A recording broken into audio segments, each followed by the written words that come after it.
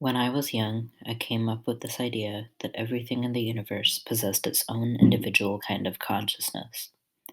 A tree has its own understanding of the world around it, and so does each individual branch on that tree, as does each stem, as does each leaf, as does each root and piece of bark.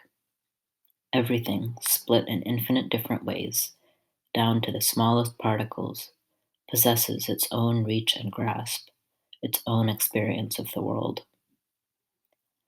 I used to ask the trees for help when things went wrong. I didn't ask the people around me.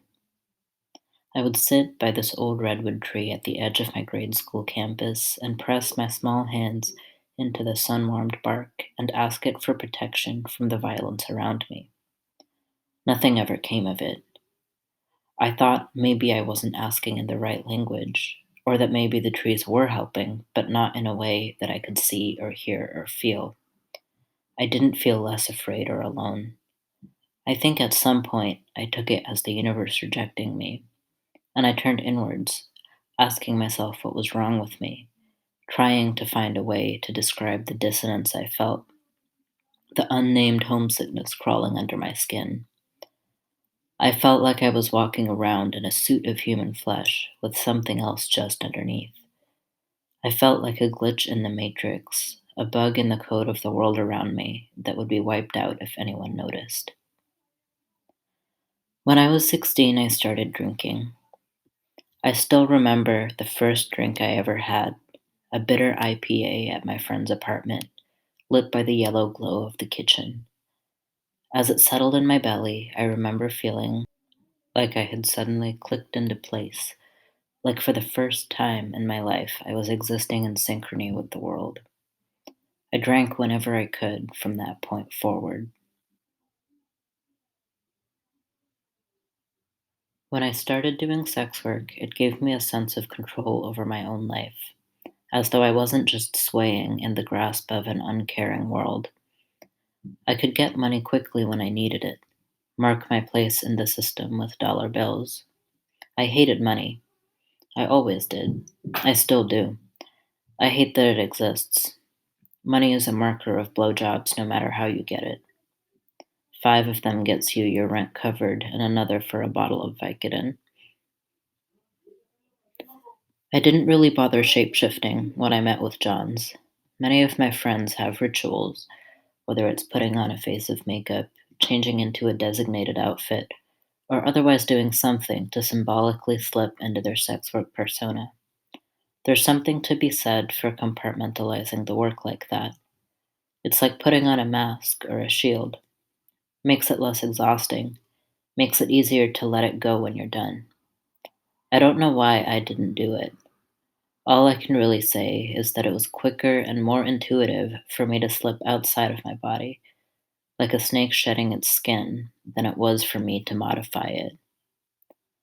So I showed up to my appointments in my same old t shirt and binder and jeans and beat up boots or sneakers, and as my clothes started coming off, I left my body behind on the next exhale. I imagined myself somewhere up by the motel ceiling, maybe watching dispassionately, maybe cracking jokes and holding up scorecards to rate my performance. My most frequent regular was this awkward little white man with the coldest hands, who spoke to me with casual entitlement, but who touched me like he was afraid of me, his hands light like spiders running across my skin. I remember one time he told me he thought I was remarkably well adjusted, that I was much more level headed than the other trans men he had been with. I wondered how many other young trans men he had fucked in motel rooms on University Avenue. I wondered if any of them were my friends.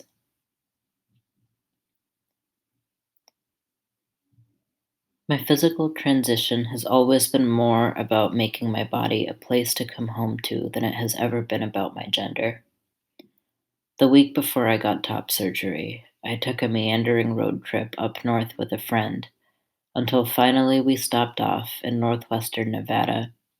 The desert lit up blue in the twilight, and I ran around naked, the world blurry without my glasses, and I spoke to the breeze as best as I could, hoping it understood me in its own way. I got sober a year after top surgery. There are no more cheat codes to feeling connected. I've mostly stopped doing sex work, and I'm trying to learn how to rely on other people, the communities of trans people and sex workers and recovering addicts that sustain one another, holding on to each other through the cracks in reality that we've all seen. Through it all, I can still feel my hands pressed up against the rough, spongy bark of that redwood tree, looking for a way out.